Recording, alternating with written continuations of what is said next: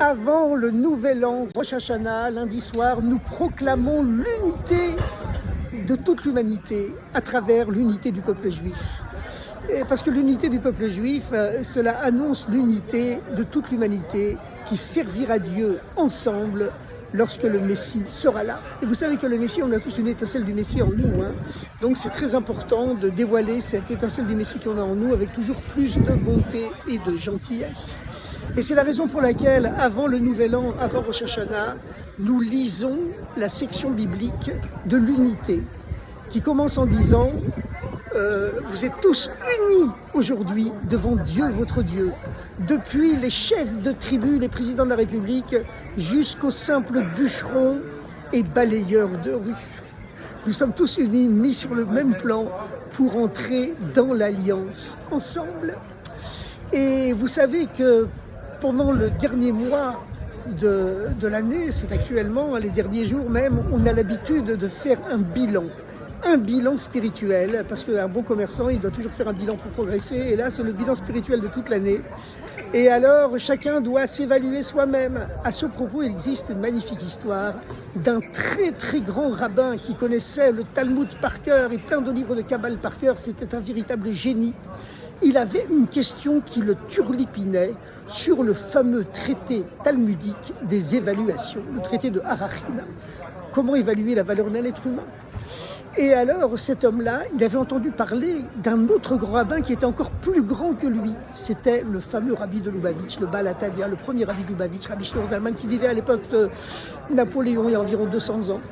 Et donc, il a décidé de lui poser sa question sur le traité des évaluations. Et il est arrivé dans sa ville, mais le rabbi était déjà parti.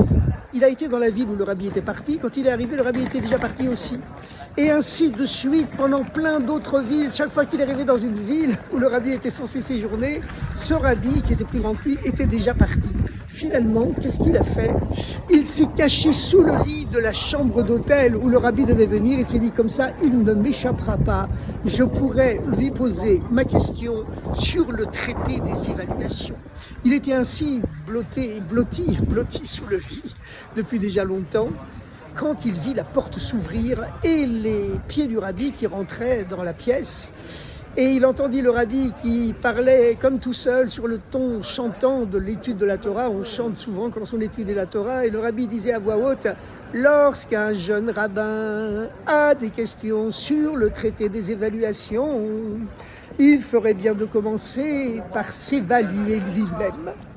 Lorsqu'il a entendu cela, ça a été pour lui comme un choc, comme une révélation.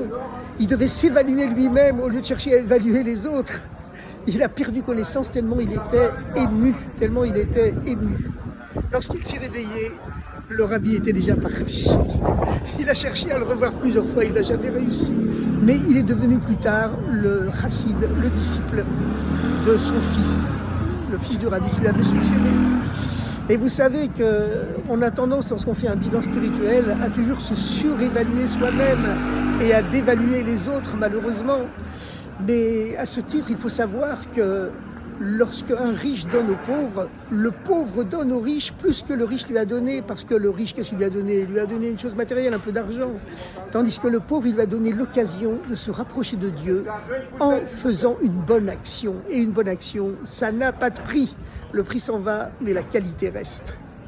Eh bien, il existe d'ailleurs une belle histoire à ce sujet avec le troisième rabbi de Chabad, le troisième rabbi de Lubavitch, c'était le rabbi Menachem Mendel, dont notre rabbi à nous porte le nom, on le surnommait le Tzemar Tzedek, du nom du grand livre de commentaires qu'il avait écrit. Et le Tzemar Tzedek avait l'habitude, comme tous les grands kabbalistes, d'étudier les secrets de la Torah avec son maître qui lui descendait du ciel. Et son maître était son grand-père, le premier rabbi, qui avait quitté ce monde depuis déjà longtemps. Et chaque fois qu'il avait une question, son maître descendait du ciel et venait répondre à ses questions. Et puis, brusquement, son maître, son grand-père, a arrêté de lui apparaître. Alors le rabbi s'est posé des questions, il a commencé à se surévaluer lui-même en se demandant « mais qu'est-ce que j'ai fait de pas bien pour que mon maître ne m'apparaisse plus ?» Et ainsi, les semaines passaient, les mois passaient. Il ne savait plus quoi faire, à qui poser ses questions. il est sorti de chez lui un vendredi matin pour se rendre à la synagogue et a croisé un mendiant qui, c'était comme ça qu'on faisait à l'époque dans les pays d'Europe de l'Est, il mendiait le matin pour acheter en gros et vendait ensuite au détail au marché et ainsi préparer son Shabbat. Et puis le rabbi n'avait rien sur lui, il lui a dit, écoute, je fais ma prière à la synagogue, je reviens, je te donnerai 1 rouble. Et puis il s'est souvenu que c'était vendredi, que le marché serait fermé lorsqu'il aurait fini sa prière. Il est rentré chez lui avec un grand sourire, car le sourire ça compte énormément. Il lui a donné 2 roubles, le double, une grosse somme à l'époque. Et bien lorsqu'il est rentré dans la synagogue, juste après, le rabbi, son grand-père, est descendu. Il est descendu du ciel et il lui est apparu, a répondu à toutes ces questions. Qu'est-ce qui avait fait que le rabbi réponde à toutes ces questions? C'est pas l'étude de la Torah, c'est pas sa prière, c'est pas sa concentration dans les commentaires secrets de la Kabbale, c'est qu'il avait aidé un pauvre à préparer son Shabbat. Il avait donné de l'argent à un pauvre avec un grand sourire et le double de ce qu'il lui avait promis.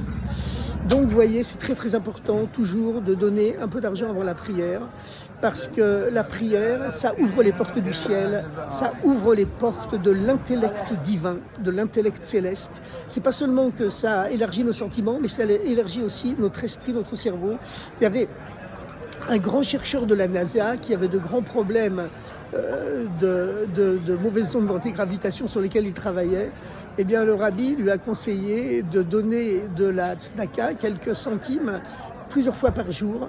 Et lorsque sa boîte de charité, sa boîte de tzedaka est devenue complètement pleine, il a trouvé la solution et l'équation qu'il fallait pour résoudre ces problèmes de gravitation.